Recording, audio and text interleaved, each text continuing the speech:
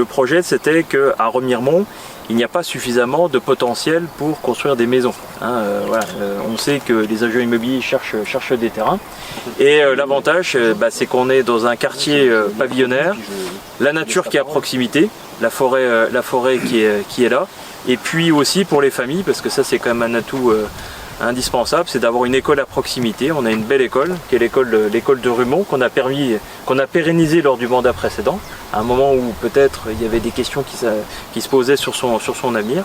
Mais là, effectivement, notre objectif, et l'objectif qu'on a tous ensemble, c'est d'avoir de nouvelles constructions, de nouvelles familles qui viennent s'installer sur Remiremont, et puis à nouveau d'apporter beaucoup de mixité dans ce beau quartier de Remiremont, où il y a déjà beaucoup de maisons.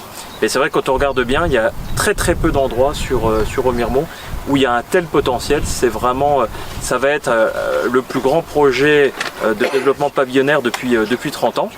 Mais évidemment, ça prendra le temps que ça prendra, parce que tout se fera pas en un an. On a un claquement de doigts, mais voilà. Mais il faudra. Mais en tout cas, aujourd'hui et de manière officielle, on fait le lancement des ventes, on va dire, ça. Le lancement officiel du projet. Là, tout a été accepté administrativement parlant.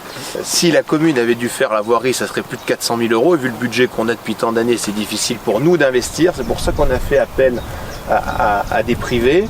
On a bien gagné notre croûte, j'allais dire, sur la vente des parcelles à Pascal Ziebenaler ici présent, et surtout avec le cahier des charges qui a été fait par la ville. Donc non seulement la ville a regagné de l'argent en vendant le terrain à Pascal Ziebenaler et à Kamel et toute son équipe, mais surtout la voirie ainsi que toute la zone a été codécidée avec la mairie.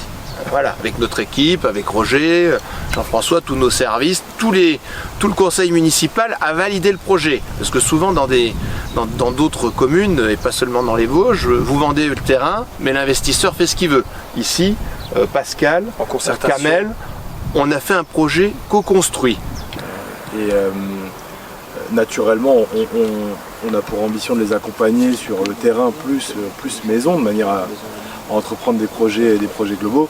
Après, il se peut que certaines personnes aient d'autres idées, d'autres volontés, et si toutefois elles respectent le PLU, auquel cas on leur céderait volontiers le terrain, à charge à elles ensuite d'imaginer le projet de leur choix sur les terrasses du Parlement. Les deux sont possibles. Les deux sont possibles. Ou vente du terrain qui est l'outil.